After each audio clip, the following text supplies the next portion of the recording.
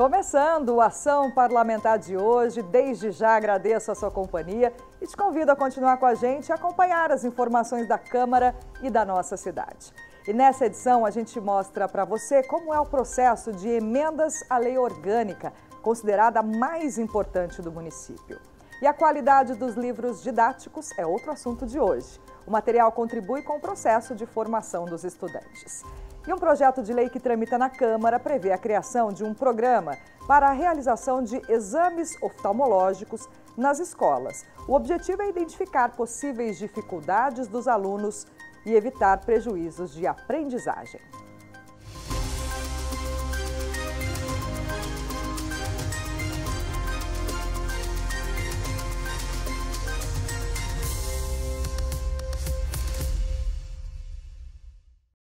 E a gente começa o programa de hoje falando da lei orgânica, considerada a mais importante do município. É um conjunto de regras que organiza a vida política da cidade, sempre respeitando as constituições federal e estadual.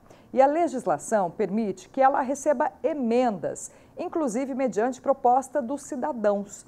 Vamos entender como funciona na reportagem. Lei Orgânica Municipal. Este é o nome do conjunto de normas que regem uma cidade.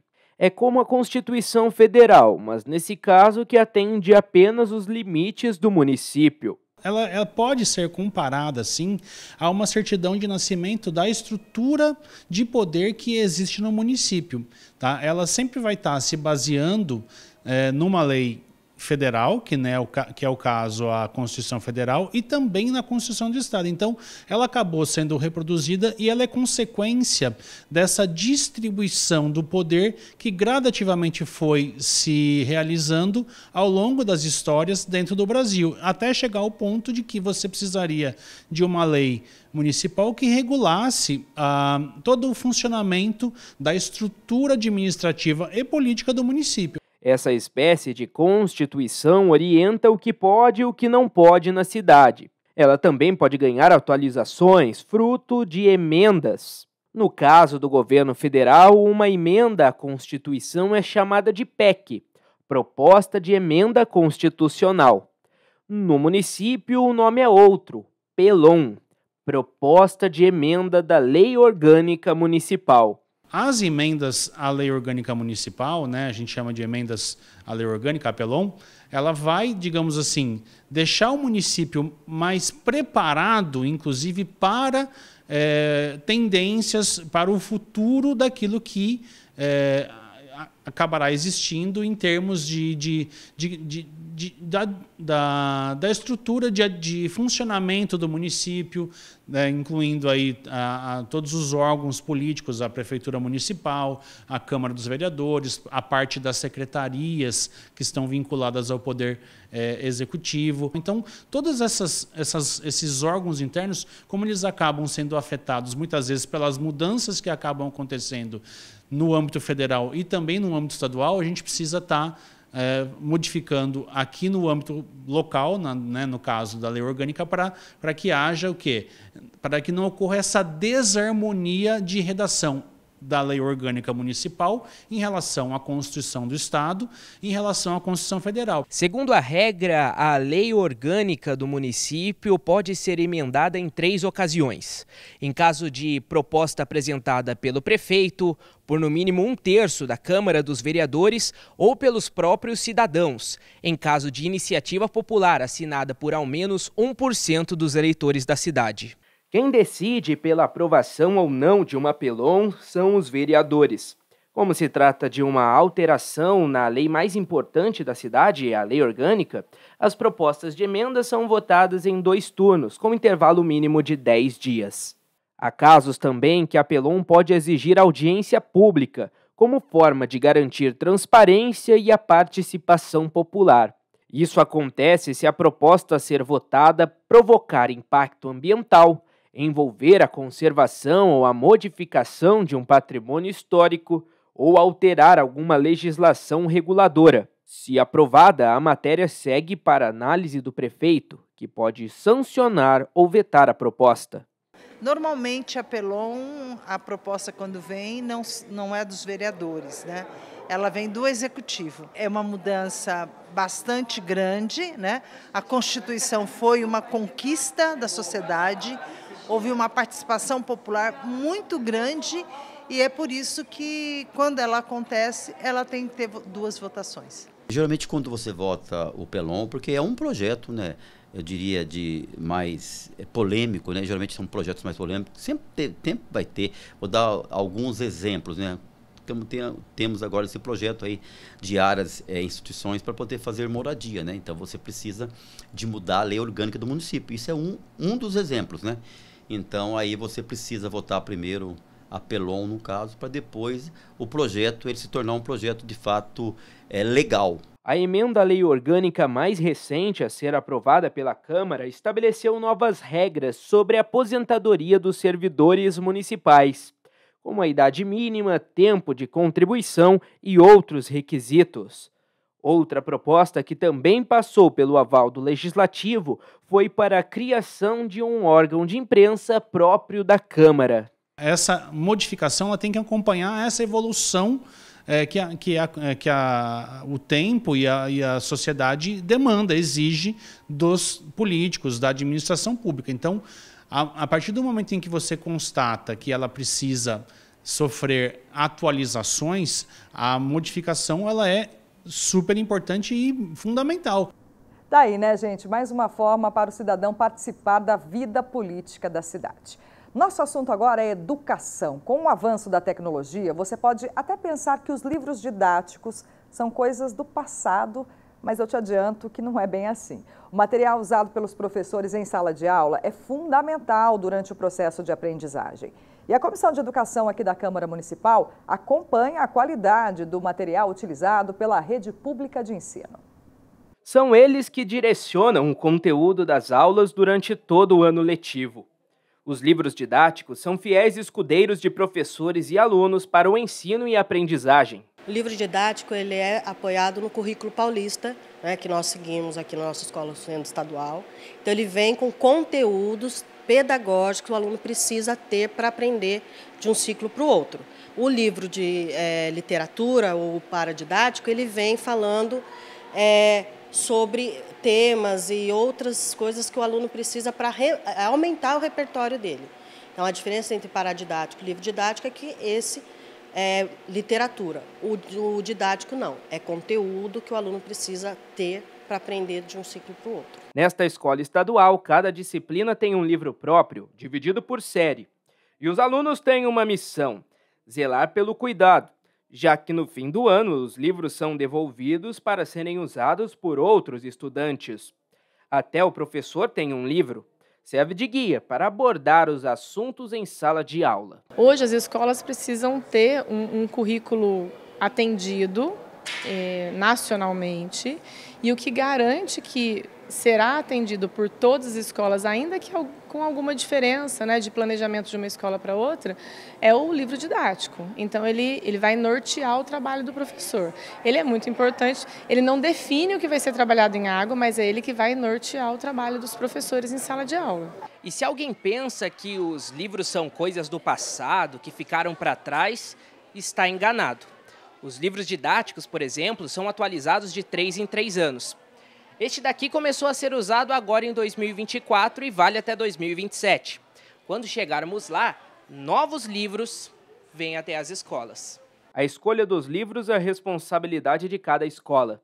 O órgão responsável envia opções de livros didáticos e é o professor de cada unidade que analisa e escolhe um exemplar para seguir ao longo dos 3 próximos anos. Esse cuidado garante que o conteúdo está de acordo com a política pedagógica das escolas. Professores de sala de aula que recebem uma lista de quais os livros que o MEC dispõe para que eles possam utilizar em sala de aula. Aí feita a escolha, depois esses livros são disponibilizados para a escola. Na atualidade, com o avanço da tecnologia, eles já dividem espaço com conteúdo digital. Mas mesmo com materiais online, os livros ainda têm, e muito, o seu valor. Aqui na nossa escola, nós temos a sala de aula invertida. Então, o professor ele passa para o aluno um dia antes, como que ele vai utilizar o material em sala, o material digital, qual que ele vai. O aluno em casa, ele analisa esse material, ele faz a leitura, ele faz a cópia Na aula seguinte, ele vem, o professor aplica em sala a explicação e aí ele utiliza o livro didático para compor a sua aula ali. Então ele vai aprofundar todo aquele conteúdo do material digital utilizando o livro didático em sala de aula. Então o livro físico ele precisa se manter atualizado, ele precisa continuar trazendo questões interessantes do dia a dia. Então o aluno tem que olhar para o que está no livro físico e saber que aquilo tem conexão com o mundo em que ele vive, que aquilo não é uma coisa que aconteceu lá atrás e que não tem sentido nenhum agora, não. Isso tem que fazer sentido para a vida que ele vive hoje, para a rotina que ele tem hoje. Acompanhar de perto o conteúdo e a qualidade dos livros didáticos é também um dever da Comissão de Educação da Câmara. Além de professora, a vereadora Juliana Fraga é relatora da comissão e reforça a importância dos livros didáticos na formação escolar de crianças e jovens. Apesar de estarmos, entrando no mundo tecnológico, é muito importante ainda ter o livro físico. E isso em todas as escolas, desde particular quanto as escolas públicas, elas não abandonaram o livro. Então é extremamente importante continuarmos, termos bons livros didáticos e paradidáticos para que as crianças possam folhear, ler, reler. A parlamentar destaca ainda o papel do poder público no incentivo e apoio à leitura. Formar leitores e estudantes conscientes é formar cidadãos. É importante que continue essa avaliação dos professores, dos diretores, porque sempre vem os livros para os professores avaliarem, verem qual o melhor livro para aquele ano, qual a melhor metodologia, qual a melhor linguagem para o aluno. Então, acho que isso não deve acabar. E o livro físico é sempre mais interessante, apesar de sermos tecnológicos, o livro físico é sempre mais interessante. Então, eu acredito que não deva acabar e tem que sempre ter a política, sim, de vir os livros e os professores escolherem o melhor livro para aquele ano. É isso, né, gente? É preciso incentivar a leitura não só para a formação técnica. Os livros são fonte de informação, conhecimento e ajudam a refletir e pensar o que queremos como sociedade.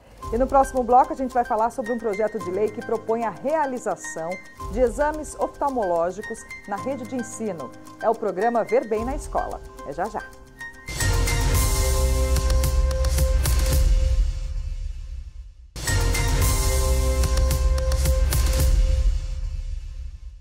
Estamos de volta. Dados da Organização Mundial de Saúde revelam que no Brasil existem ao menos 100 mil crianças com algum tipo de deficiência visual, condição que pode trazer dificuldades de aprendizagem. Diante desse quadro, tramita na Câmara projeto de lei de autoria do vereador Milton Vieira, que propõe implementar na rede de ensino o programa Ver Bem na Escola. A regra durante a aula de inglês é simples. 1, 2, 3, olhos em mim, diz a professora. A Lara está sempre atenta e graças aos óculos ela não perde nada. Aos 7 anos já é uma leitora ávida. Uma gaiola não se prende, só se prende quando solta por mais alto que ele voe. A dificuldade em enxergar da Lara foi descoberta bem cedo. Uma das preocupações da Letícia, a mãe dela, era que a filha tivesse dificuldade na escola. Antes dela usar o óculos, a professora identificou que ela tinha dificuldade em enxergar ao longe. E ela tinha dificuldade também na transição, do longe para perto. Então, essa questão de olhar para a lousa e olhar para o papel é algo que para ela seria muito difícil. E isso nessa fase que ela está agora, de alfabetização, é muito importante ela ter essa visão perfeita. Antes de usar óculos, ficava bem embaçado, mas agora está bem melhor. Essa qualidade de vida e do aprendizado pode, em breve, estar ao alcance de todas as crianças matriculadas na rede municipal de ensino. Tramita na Câmara projeto de lei de autoria do vereador Milton Vieira Filho, que autoriza o Poder Executivo a realizar exames oftalmológicos e também a doação de óculos de grau aos alunos por meio do programa Ver Bem na Escola. Esse é um projeto de lei que nasceu aqui, junto discutindo com a nossa assessoria, por conta que a gente encontrou um déficit, vamos dizer assim, na qualidade de as crianças aprenderem um pouco mais, e chegamos a um fator muito importante, que é a questão que crianças estão tendo até evasão escolar por conta que não tem a condição de ter ali um óculos de grau que possa estar auxiliando ela dentro de sala de aula. Segundo o vereador, caso o projeto seja aprovado, o programa poderá beneficiar crianças cujos pais não tenham recursos financeiros para arcar com as despesas com exames e aquisição de óculos. São crianças que vivem, muitas delas de baixa renda e que os pais não têm condição. Então, para que a gente possa acelerar um pouquinho esse processo, eu acho que o programa vem para somar na rede pública, né, e dar mais qualidade ali de vida para a criança, tal, e até mesmo para o aprendizado que ela vai ter em sala de aula. De acordo com a Organização Mundial da Saúde, o Brasil tem pelo menos 100 mil crianças com algum tipo de deficiência visual. Essa oftalmologista explica que a miopia é um dos problemas mais comuns entre os jovens atualmente. A gente tem, com certeza, um aumento nas ametropias, principalmente um aumento na miopia nas crianças. E isso está relacionado ao uso de telas, a um uso maior da visão para perto e também ao que a gente chama de enclausuramento, que as crianças estão tendo uma tendência de ficar mais em ambientes fechados. Então, além do tratamento com óculos, com as lentes corretoras, a gente sugere como medidas comportamentais para evitar esse avanço da miopia, a diminuição do uso de telas e também um aumento de atividades ao ar livre. E a dificuldade na visão pode trazer complicações para toda a vida. Para essa psicopedagoga, uma visão saudável é fundamental não só para o sucesso na escola, mas também no dia a dia. Se esse diagnóstico ele é retardado, né, demora-se a se fazer esse diagnóstico, a criança vai começar a desenvolver várias outras dificuldades, principalmente emocionais, e ela pode ir inibindo aquele desejo dela de aprender. Isso é que é o mais importante, que a gente não deixe chegar a um ponto de uma inibição desse desejo de aprender, né? A expectativa do vereador Milton Vieira Filho é que, a partir do programa Ver Bem na Escola, as crianças possam ter mais qualidade de vida e aproveitar melhor o período escolar. O nosso trabalho aqui é sempre estar promovendo, né, tanto saúde, educação, esporte, né, para as nossas crianças aqui da nossa cidade, com qualidade, e que eles possam poder sim usufruir disso e ter sim uma melhora no seu ensino, né, na qualidade de vida, numa prática de uma atividade, né, amanhã ser um atleta, quem sabe, né, uma pessoa que tem aí um sucesso na vida. Então, enquanto poder público, através de políticas públicas, a gente sempre tem que pensar diariamente no futuro da cidade, que são as nossas crianças. Última pausa do Ação Parlamentar e depois do intervalo a gente faz um passeio pela Casa de Cultura Zé Mira.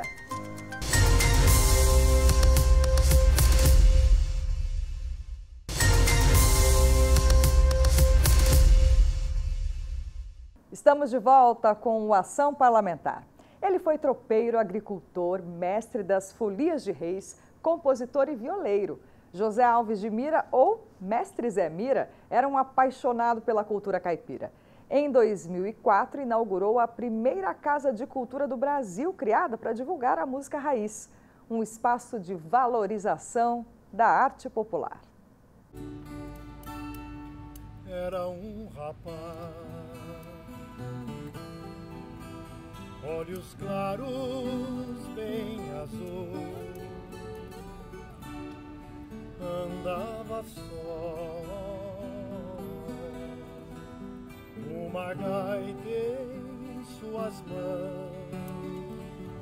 A herança que essa família recebeu não é possível calcular. Um patrimônio cultural que se multiplica a cada acorde da viola caipira.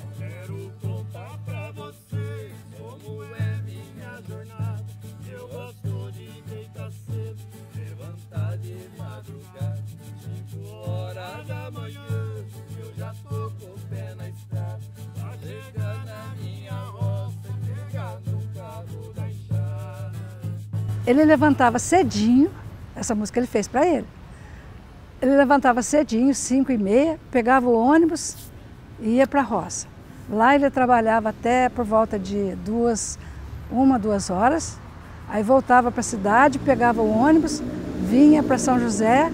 A música que fala da lida no campo traduz em verso e prosa a vida de Zé Mira. Mas ele não era apenas agricultor e tropeiro, era um mestre da cultura popular. Papai, a vida inteira, foi um homem da música. Ele, com 7 anos de idade, quando ele ainda morava em Cristina, ele acompanhava, por exemplo, o jongo. Quando ele começou a sair para tropeirar, ele aprendeu a tocar o cavaquinho com meu avô, entendeu? Aí ele veio do cavaquinho para o violão, para o acordeon e depois para a viola. Tudo de ouvido. Tudo de ouvido. Então, quer dizer, ele já veio com uma cultura muito grande que nasceu com ele. Zé Mira nasceu em Cristina, no sul de Minas Gerais. Viveu em Jambeiro e veio para São José dos Campos em 1969. Ele e a mulher Nair tiveram 9 filhos, que desde muito cedo aprenderam os valores que Zé Mira acreditava serem a essência do caipira. Caipira nato. Ele falava que o caipira, ele não tem que ter vergonha de ser caipira. Porque se o caipira enfeita muito, ele perde a sua originalidade. Zé Mira era o tipo de pessoa que não guardava o conhecimento. Ao contrário, gostava mesmo era de espalhar o que tinha de mais precioso, os saberes do folclore regional. Em São José dos Campos, deu aula de Moçambique, foi mestre da Folia de Reis e se juntou a outros tantos que hoje mantêm a tradição. E o sonho dele era montar uma folia de reis aqui em São José dos Campos, né? Aí, a partir de 1998, nós começamos os primeiros ensaios, começamos a sair. Aí eu que fiz a bandeira da nossa folia, que hoje, ano passado, fez 25 anos. Mas talvez tenha sido a música que ditava o ritmo da vida simples, o maior destaque da trajetória desse personagem da vida real. As rodas de viola aconteciam no campo, na cidade e cativavam quem estivesse ao redor. A oralidade dele era o diferencial dele. E isso, traduzindo nas músicas dele também, era o diferencial dele. Sempre com causo, sempre contando alguma piada, algum caso que é mentira, verdade. Então isso aí, o Zé Mira trouxe isso aí pra gente também, esse resgate. Isso aí para os dias de hoje não deve morrer, é o que a gente coloca, nunca deve ser abandonado. O cantador faleceu em 2008, mas 4 anos antes inaugurou o que ficaria como parte do legado, a Casa de Cultura Zé Mira, um espaço na região norte que reúne os amantes da cultura popular e carrega a lembrança deste expoente para as futuras gerações. Com esse desejo dele, da casa do caipira, o desejo da viola, que ele tinha, às vezes, pena dessas pessoas que não tinham onde tocar, e a casa foi uma realização. Porque muitos que hoje tocam complementando rendas, começaram aqui na casa. Ele era conhecido como o caipira, né? Um dos últimos caipiras aqui do Vale do Paraíba. Então, eu acho muito importante ter o Espaço Zé Mira e preservar a cultura brasileira, né? Agricultor, tropeiro, pai, amigo, mestre, cantador. Por tudo isso, a memória de Zé Mira continua viva. Tinha uma sabedoria de vida, uma experiência para passar para a gente incrível. Foi um grande amigo. Eu lembro dele com muita saudade. Lembro da capacidade dele de se aceitar enquanto protagonista da própria história, sabe? Na maioria das vezes a gente acha que a gente está na mão do governo, na mão da circunstância, da pandemia, da crise, e não é nada disso, né? O Zé Mira provou, de todas as formas possíveis, que a gente é senhor da nossa história, sabe?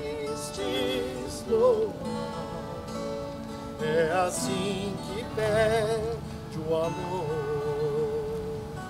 Toca, só pra...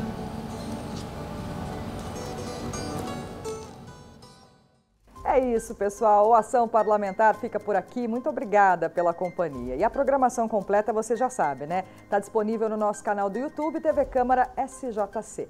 Também tem bastidores nas redes sociais. Um beijo e até o próximo programa. Tchau, tchau.